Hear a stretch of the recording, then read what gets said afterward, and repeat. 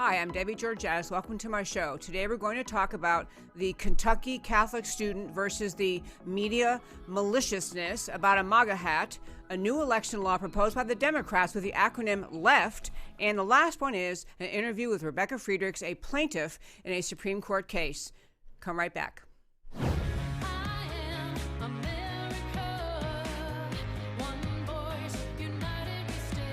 Debbie Georgiadis, host of America Can We Talk, is an author, attorney, and political analyst whose mission is to inspire the American political conversation about preserving liberty in the best country on earth.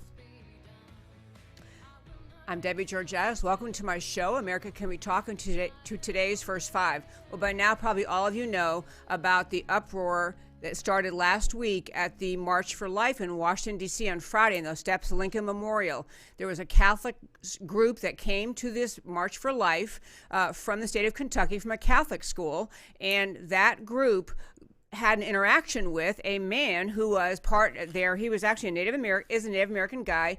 He was there protesting or standing up for his Indigenous Peoples March. The big fuss was that a very small, narrow clip of an interaction between these Covington Catholic students from Kentucky with this gentleman whose name is, I believe, Nathan Phillips, the Native American who was there for this Indigenous Peoples March.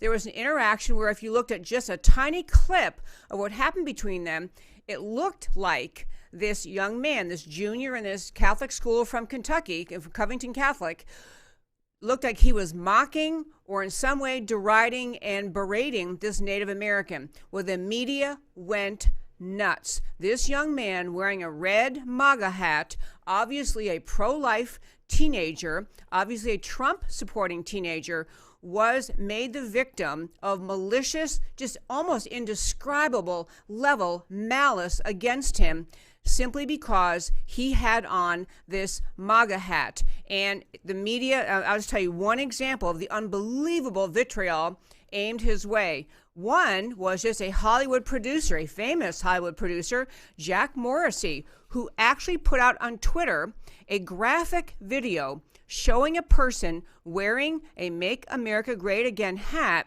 being shoved into a wood chipper and blood being spewed out of the wood chipper. He actually called for the death of teenagers who would wear MAGA hats. But it wasn't just as Jack Morrissey. Literally, all of the mainstream media, the people we think provide us the news every day, New York Times, Washington Post, I mean, it was a free-for-all, just a carnival of attack on this young man, on and on and on. Just the most, just outrage beyond the ability to form complete sentences.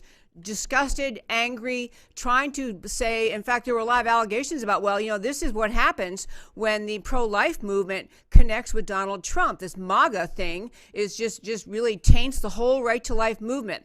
Well, fortunately for truth in this country, a longer video was released. The whole story was released, which showed that actually the Native American guy, Nathan Phillips, was the provoker, that these students were standing on the steps of Lincoln Memorial, celebrating their right to life views, standing up for their belief in the sanctity of life, wearing their MAGA hats because they apparently support President Trump.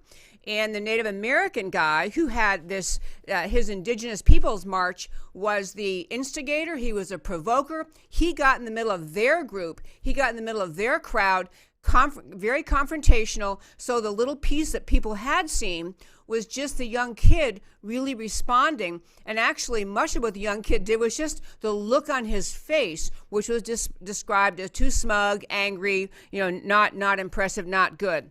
I'm going to give you 3 quick takeaways from this story. Number 1, the reason the media went so nuts on this young kid, and not all of them have apologized, by the way. Some have, some haven't. Even his school district, his school apologized for his behavior. The diocese, the Catholic diocese in the area where his Catholic school is, apologized for his behavior.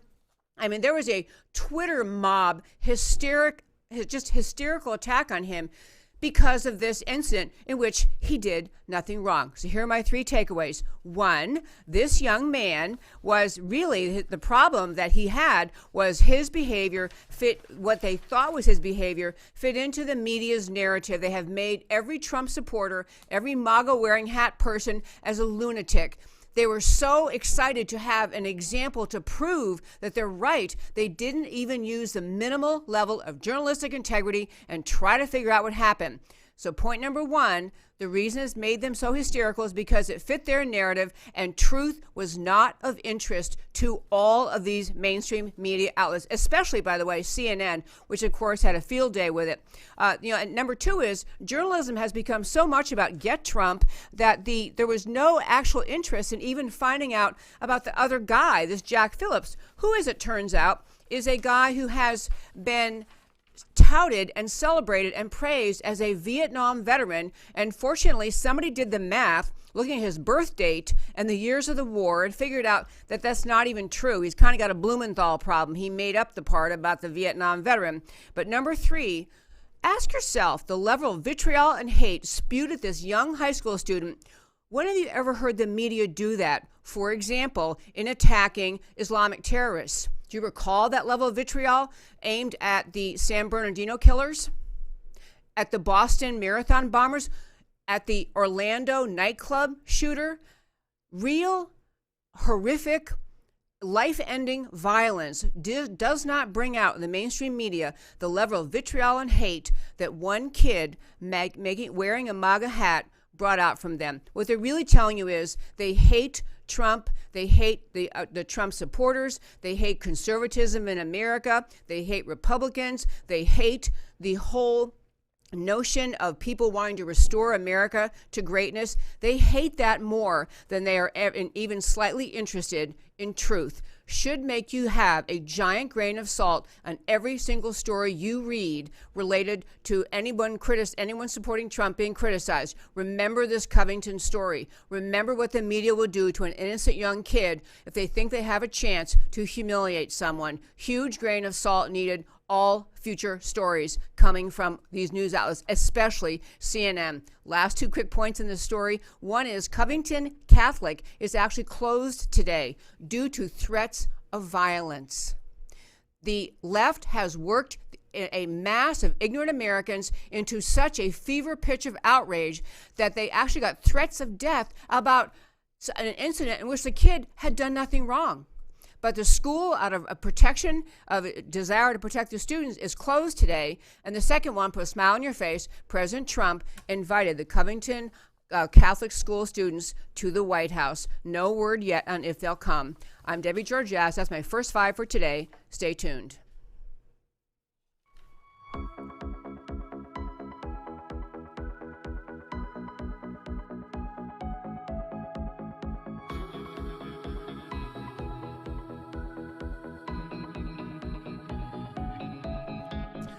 Welcome back again to America Can We Talk. I'm Debbie Georgias. I'm so glad you've tuned in. There is a new law being proposed in Congress, and in just a minute I'm going to put up a graphic to show you how insidious this law is. But I first want to tell you my word for the day. I love words. I think words are fun to use, and I used to do it on this show years ago when I had a round table. My word for today, if we can get Matt, the happy producer, to put it up, is pusillanimous. Pusillanimous. Right there. Great word. It means lacking courage and resolution, as in many members of Congress have the pusillanimous tendency to fail to stand up for what they say they'll stand up for when they run for office. I'm going to try to use it in our broadcast today. But I want to turn to this act. This is an act, and we have a graphic for this too. I want to show you and talk to you about this bill that the American left, the Democrats, this is H.R. 1, meaning it's the very first bill the Democrats have proposed now that they have the majority in the U.S. House.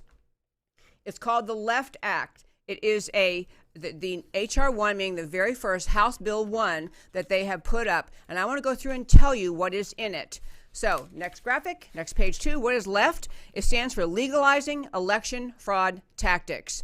I'm going to run through what the Democrats are trying to do in Washington to, in my view, this is not in any degree intended to increase election turnout or to make election processes more fair or to make access to the voting booth more fair. This is a pure, straight out, raw attempt to use the electoral process to encourage people to vote who are not citizens, to cheat at elections, and to make it legitimate coming from Washington. So this is it. We're a little bit off on the graphic. I don't know if we can move it over there. There we go. Okay, next page. So here's what is actually in this bill, what the left has proposed. Number one, legalized ballot harvesting. They're taking this bill, by the way, from the state of California. California passed some laws a few years ago that basically Congress is now proposing to make national and to force it on other states.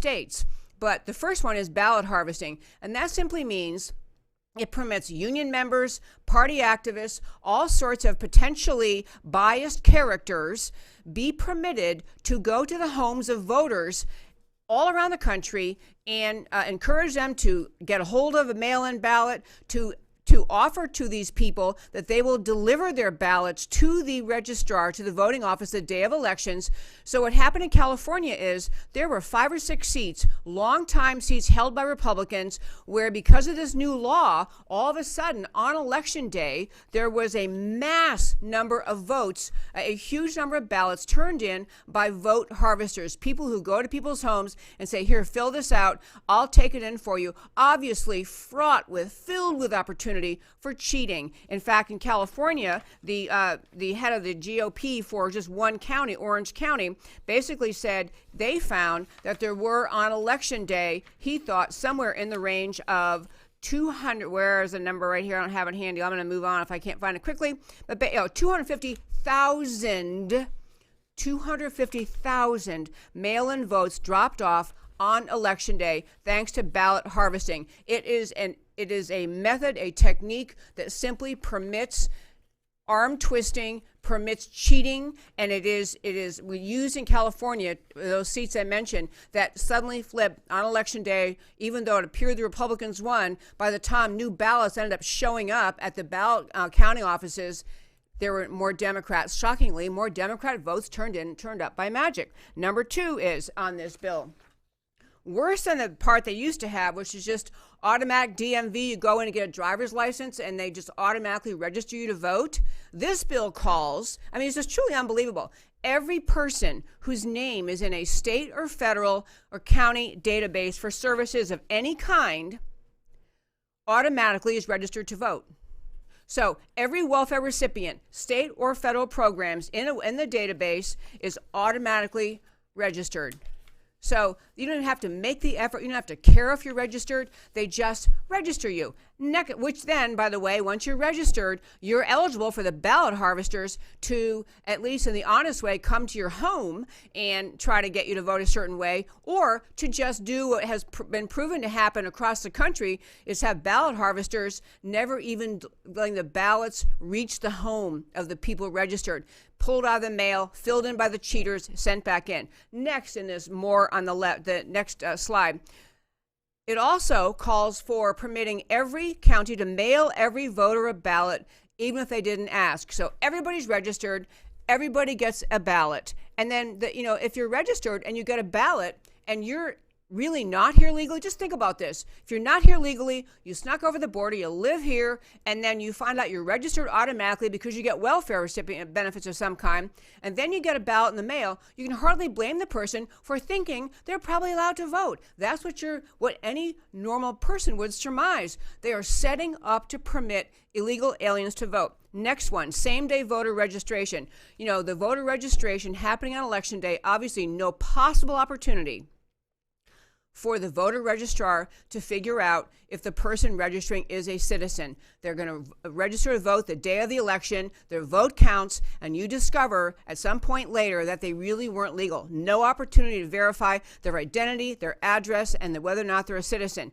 Third one, they also count ballots. This federal law the left has come up with, this legalizing election fraud tactics with the Democrats have come up with, counting ballots postmarked or delivered on election day. So you just stick your ballot in the mail on election day, several days later. Well, obviously, when you have elections that are close, or elections the Democrats really, for whatever reason, want to win, all sorts of ballots show up later, and you got to count them. This is what happened in those counties where it's very unclear if the Republicans really did lose, but the way the votes got tallied by all these nefarious processes, they lost their seats. Next page. Requires early voting for 2 weeks. Now, here where I live in Texas, early voting is the law, but other states don't have it, only have a little bit of it. They have all sorts of reasons when early voting is or is not permitted. That's supposed to be a matter of state law. This would compel from the federal level every state to do this. Also, prohibits restrictions on mail-in ballots. Some states will say you can only do a mail-in ballot, for example, if you're disabled or if you're over a certain age or you have some other reason you can't get out of your house to come and vote. States make their own laws on that because they're trying, hopefully, for ballot integrity, for the integrity of the election process. This new law the Dems want prohibits restrictions on mail-in ballots. It also makes it much harder for states to undertake correcting the voter rolls. All the time, we're trying to get people off the voter rolls who moved away, off the voter rolls who passed away, off the voter rolls if they shouldn't really have voted because they're not citizens. Makes all that harder. Next slide. This is the same Democrat Party that wants all of this kind of essentially dropping of safeguards for, to protect against voter fraud. This is the same party that always opposes picture IDs. You know how we have a picture ID battle every once in a while because we have Republicans, conservatives trying to say, shouldn't we require a picture ID in order to vote? And we have Democrats always arguing that's somehow idiotically arguing that's somehow biased. This is the same party trying to set up all this voter fraud enablement in this act. They oppose picture ID. They oppose states asking for proof of citizenship to register to vote. They fight about that. They oppose cleaning up the voter rolls. Massive effort President Trump tried to undertake. Democrat-led states would not cooperate in the process to clean up voter rolls. Last slide, please. This is the same Democrat Party that opposes census takers asking if someone is a citizen. This tactic of having the census count people who are citizens as well as people who are not citizens has given California at least 5 extra U.S. House seats because the number of House seats you get is based on your census data. 5 extra House seats, 5 extra votes in the Electoral College. This bill is an outrage. It is a typical example of the American left working very hard to be sure that they can get illegal voters in, that they encourage people to vote who have no right to vote. And they're now trying to take it, what they've done in California, making it almost impossible for a fair election to occur. They're trying to bring it to the national level. I understand we're not at risk today because the House can do this. The Democrats run the House. They can pass this bill. The Senate's not going to go with it. Trump's not going to sign it. But this is a window into the mindset of the American left. Anything goes to win elections. Anything goes, including enabling cheating, setting up cheating, legalizing cheating. And by the way, they didn't really call it. I like my name better. The Left Act, I think is what it really is. Legalizing election fraud tactics. It's really called, it is HR number 1. It's called one of those typical names Democrats think up that sound so good and nice, For the People Act. It is for the cheaters. That's who it's for. I'm Debbie Georgatos, and this is my view on this bill. Stay tuned.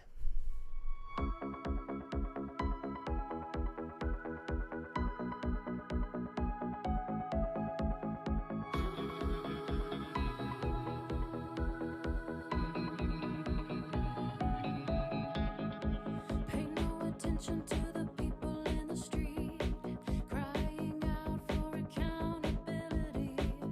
Make a joke of what we believe. Say we don't matter 'cause you disagree. Pretend you're kings, sit on your throne. Look down your nose at the peasants below. I've got some news, we're taking names. We're waiting now for the judgment day. And welcome back again to America Can We Talk. I'm Debbie Georgatos. We have a guest joining us by Skype. I hope we have a guest joining us by Skype. We're working on this. This is a woman I actually met at a conference several years ago, and she wrote this book. I don't know if you can see it if I hold it up like this, but it's called Standing Up to Goliath, Battling State and National Teachers Unions for the Heart and Soul of Our Kids and Country by Rebecca Friedrichs. And I believe we have her on a Skype interview. Hi, Rebecca. Okay, no sound, but we're working on this. We're going to get sound. I'll tell you while she's waiting, while we're waiting to get sound set up, Rebecca was a plaintiff in a case went all the way to the United States Supreme Court.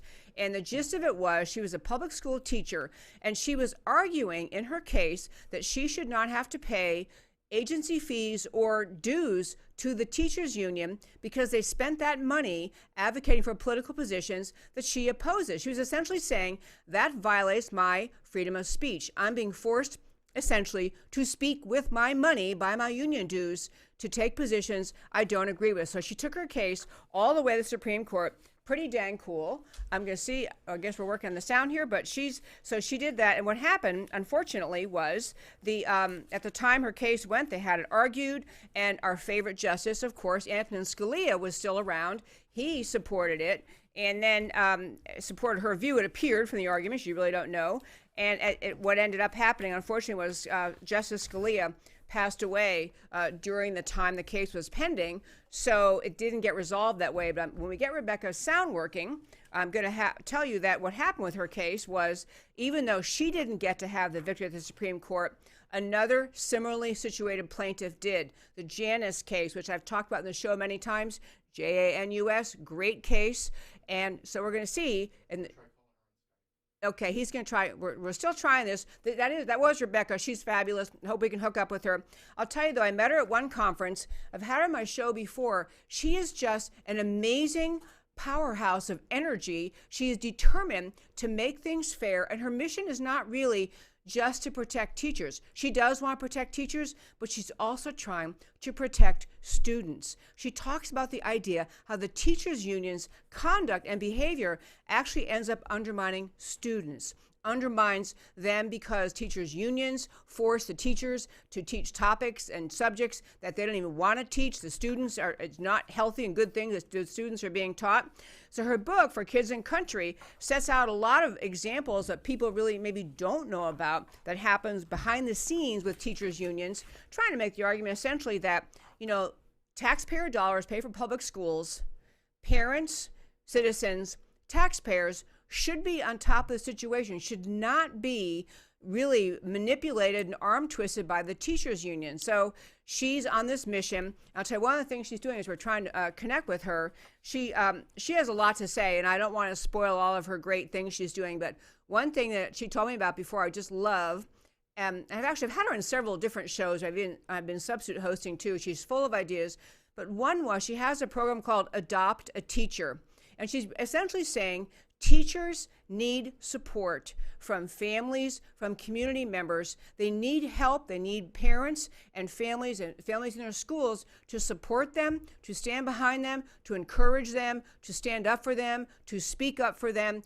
to be advocates for what the teachers are going through, because it's very hard when you're an individual teacher, if you don't agree with what the union is doing, it's very, very hard to have the power as an individual teacher to change anything. But schools, teachers unions, they have to be thinking that it is not just the individual teacher versus the big union, but it's the community, the family, the parents, the kids standing up for the teacher, behind the teacher. So she's got an adopt a teacher program rolling, and she also was going to talk today. I don't know if we're going to be able to hook this up or not, but she also wanted to talk a lot about what's happening in Los Angeles. There's a strike right now in Los Angeles, a teacher's strike. And, whenever those happen, I know parents and families get upset because, of course, if teachers aren't there, the real teachers aren't there. You may go to school of a substitute teacher. You may have not enough substitute teachers, so you have, 60 kids in a class that should be 20, and you lose track of where you were in your curriculum. You lose track of the progress your kid's supposed to make. Parents care a lot about teacher strikes. They don't like them. They want to, and they are parents, the taxpayers, they're the ones essentially paying the teacher's salary through their taxes and the teachers' union salaries through their taxes, and they feel frustrated about when teachers go on strike. And the argument always seems on the teacher strike issues that it's about pay and teachers don't make enough money and they should be paid more. But actually, a lot of what she's arguing about the teachers unions is that the strikes are actually more arm twisted and controlled by the teachers union themselves. It's not really the individual teachers wanting to go on strike. It's the teachers unions arm twisting them. And a lot of times the issues really propelling or causing the strike are not, can the teachers get an extra day of vacation or a little more pay or some other benefit. It's really the unions using their power to arm twist the school districts and say, we're going to send the teachers out. They're not coming to work unless you give us our way. And so this teachers union strike in LA has been particularly troublesome for a lot of people, especially for the individual teachers who feel more like Rebecca Friedrichs does. And one thing also was in her original case, and I had her in interviews at other shows, so I'll just tell you while we're waiting to see if we can make this work or not today. But, she was as a teacher in her school district, and I think it was in California for sure. I think it was in LA, but she was talking about she got elected among her teachers into some position of leadership in the union. She was trying to bring the voice of the teachers to the union meetings, to the head of the unions, with the teachers unions in California, and she soon discovered her message was not welcome. This stranglehold teachers unions have in many states, it's really as much as a weapon against the school district in terms of working to get benefits and more pay, but it's really a weapon against individual teachers. She was basically told, shut down, stop complaining, do what we tell you, we're in charge. There's as there are in many unions, a very belligerent, intolerant, unwelcoming attitude by the union's head, the leaders of the union that basically are saying, we don't really care what your teachers think. We got the power, and we're going to tell you, and please stop telling me what it is you want.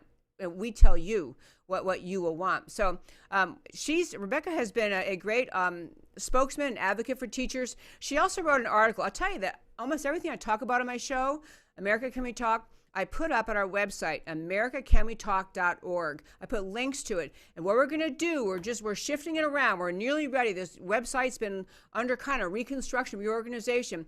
But starting, I believe, in 2 days, so Thursday of this week, when you go to americacanwetalk.org, at the very top, they have the topics along the top. You can click on podcasts, and that little drop down comes up, and click on links. That's going to be the easiest way to go read the articles I'm going to tell you about right now. But Rebecca Friedrichs wrote an article.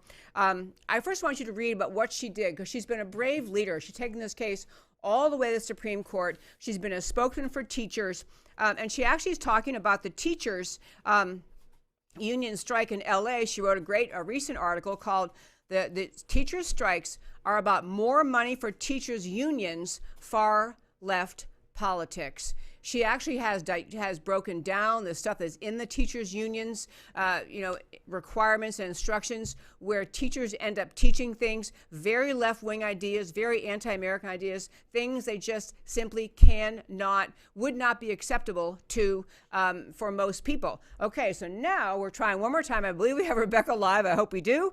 And Rebecca, hi there. Hi, Rebecca. Can she hear me? Okay, well, she's very pretty. I'll give you that much. She's a very pretty lady, very smart lady. She apparently cannot hear us.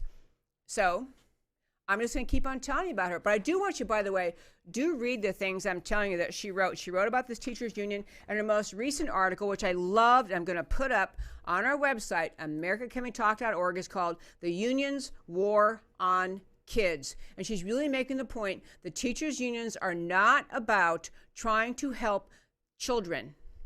You assume they are because teachers help children. Many individual teachers love children, but teachers' unions are about protecting left-wing union power. So this is where we are with the situation with teachers' unions. Okay, now let's try. Hi, Rebecca. Hey, Debbie, how are you? Yay, okay. Well, you know what? I am wonderful, and you're wonderful. You know what? We had a little bit of trouble getting this rolling on. I'm so glad you're on. So, because we only have a little bit of time left in our show today, I'm sad to say, probably like 15 minutes, I wanted to start with you telling our listeners, I was just talking about the whole issue with the unions, the teachers' strike in Los Angeles. What's the story about that? What's going on with that? Well, the most recent update that I've read is that they've come to some sort of an agreement, and teachers are supposed to return to work on Wednesday. The sad thing is, from what I read, well, teachers were asking for a 6.5% raise. The district was offering them 6% all along, and the unions had these teachers strike in order to put a moratorium on charter schools. So what it's really about is stopping school choice for families and children. They also said they were striking for smaller class sizes and for nurses, counselors, and librarians. And I would like to address that because that all sounds really nice and really good for the kids. But here's how it really works with unions. So the unions worked together with the Obama administration to bring in some very dangerous discipline policies. And ever since those policies started, teachers have not been able to discipline children in our classroom. My last classroom was so littered with discipline problems and nothing was done. I would send children out for terrible behaviors. They'd be back in 5 or 10 minutes with a note of apology and absolutely no consequences. So what's happened is our classrooms have become war zones. Teachers, I know teachers with PTSD. They're so traumatized from all the behavior problems they're unable to control, and that their principals are unable to give them support in controlling. So what happened with these policies is there's all this federal money attached to when your school becomes a war zone, now you can get extra nurses and counselors and things. So these schools are getting more nurses and counselors, more dues paying members is what it's really all about. So these unions are, they're not helping our teachers at all. They're not helping the children. They have really good talking points. But when you dig into the reality about what's going on, the problem is unions. Okay, you mentioned a second ago that part of this, I love that description. You mentioned a moment ago that part of the issue of this strike related to the union wanting to prevent charter schools. How can the school district even answer that? They can't prevent charter schools, and what is the reason they want to do that too? Right. Well, the reason unions want to stop charter schools is because most charter schools are non-union. So if you're a non-union school, your teachers are not paying dues to the union, and the union is not controlling your school. So in California, for a charter school to even exist, that charter school has to get authorization from the local public school and the local public schools union-heavy school board. So what the unions could have done here, if they were able to put a moratorium on charter schools, it would have meant that Los Angeles Unified would not be able to authorize any more new charter schools. My husband is the president of a charter school that this year earned the highest scores in the state. It's just a third-year school, and their increased scores were the highest in the state. Very proud of that. In the middle of Santa Ana, low income, second language learner children, struggling families, and these kids are doing great. Why? There's no union in that school. These teachers have autonomy. They have support from the administration. So if the unions can stop these kind of schools, they can get all those teachers back into schools where they're funding unions. It has everything to do with union dollars, union greed, and union control, because they are bringing, as you were talking about earlier in your show, this far left agenda into our schools. Everything coming into our schools that is indoctrination is coming through the unions. Rebecca, I held up, I don't know if our listeners were able to see it, but your book, Standing Up to Goliath, a truly tremendous book. And I'm going to have to, first of all, I'm just so impressed with your battling all these issues. So if you're hearing this, if our listeners are hearing everything you're saying, so how can somebody help this situation? If you're not a teacher, you're not involved in the unions, how can you help this situation? I am so glad you asked. The best thing people can do is join what I call Adopt a Teacher. It's a program I made up. They can go on my website for kidsandcountry.org, click on the first menu item, Adopt a Teacher, and they'll see this simple half-page flyer. It takes less than 3 minutes to read it, and they'll learn how they can find every single teacher they know and love, particularly teachers in your church. The National Education Association did an internal study and discovered that the majority of their teachers are conservative or conservative leaning. My experience, 75% of the teachers with whom I worked went to church. They were sitting in pews every Sunday, or they were Jewish. They were in a synagogue. So find these teachers that you know, put your arm around them. Here's how you adopt them. You employ the 6 E's, which you'll see on the website. E number 1, embrace them. Be loving. E number 2, educate them. Hand them my book, Standing Up to Goliath. It's on audio. It's on Kindle. It's in print. It's every form you can dream of. Educate them. They have to read these stories. It's full of dozens of stories of real teachers and parents and kids who've been abused by unions, and you will be shocked. Teachers have no idea that they're funding all of this stuff. They just don't know. And this book teaches them and shows them what kind of money, how much money of their dues is going to far left causes. So then you enlighten them with that. Then you empathize with them. I'm really sorry you have to discover that you've been funding the demise of your own profession and the demise of your own country and schools. And then you encourage them, and then you empower them. And we teach you how to help those teachers. Every teacher I know likes the local association standing with their friends, but they hate the state and national unions, but they don't know they have the right to kick them out. So we teach them how to do that, and you can stand with them because they'll need courage and they need people to stand with them to do it. They're terrified. Okay, are you saying the local teachers unions have the ability in every district to withdraw from the state and the federal level unions? Is that what you're saying? That's what I'm saying, but it's not that easy. They can't just withdraw. Unfortunately, the unions made sure that there's a legal connection between the national, the state, and the local. So right now, their local is legally tied to the state and national. So these teachers would have to stand together. They need about 30% to stand together to have a vote. Once they have a vote, then they need to gather 51% of their teachers to stand together and say, we want to decertify these unions. If they can get 51%, they decertify completely, and then they reorganize with a local-only association. And I can't press that heavily enough, not a local-only union. You don't want a union again. You want to be united under a professional association. Don't let those unions who don't care about you get back in. So an association, and they can do that, and there's attorneys around the country who will help them, and we can help them hook up with those attorneys as well. Rebecca Friedrichs says the darn coolest thing. Tell us again, please, your website. It is forkidsandcountry.org. And this is, again, her book, Standing Up for Goliath. This is a fabulous book. I urge you to get it, read it yourself, because you know, I know we always talk about this so often, but kids are the future. If the school system is failing us in all the ways that you will read about in this book and all the ways you can read about, and you probably have read about, you know, you're setting America off course. And this is what you're hearing today. What you're hearing about is an opportunity to help correct course, to help right things. So Rebecca Friedrichs, thank you so much. Sorry about our little trouble connecting, but so thank you for joining me. It's great to be with you. Thank you.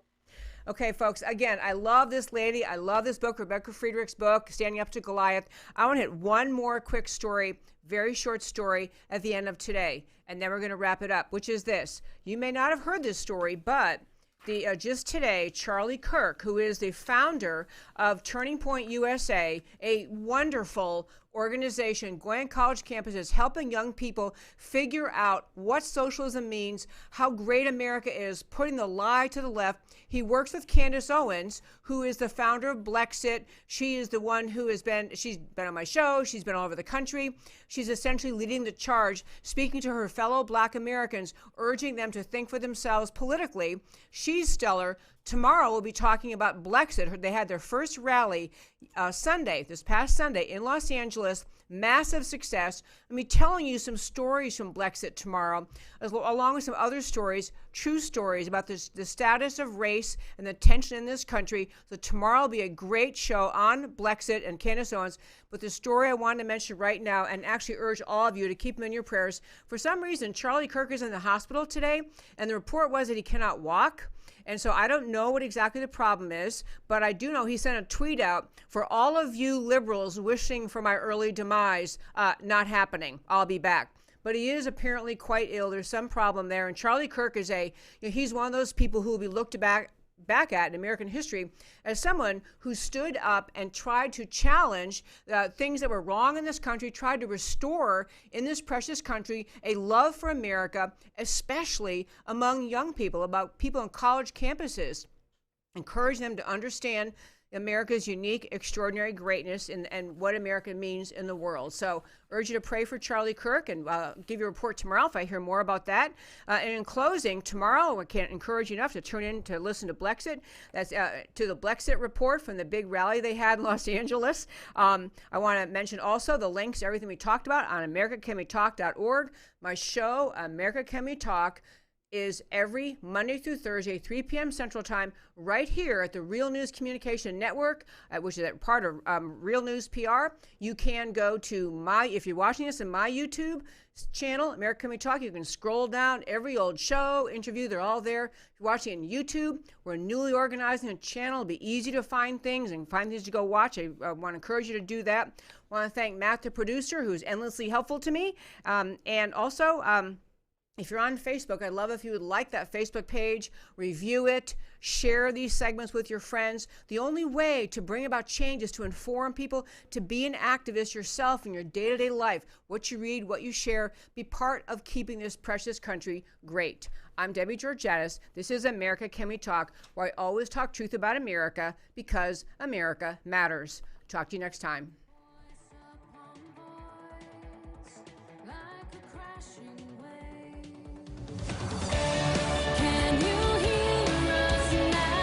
America Can We Talk?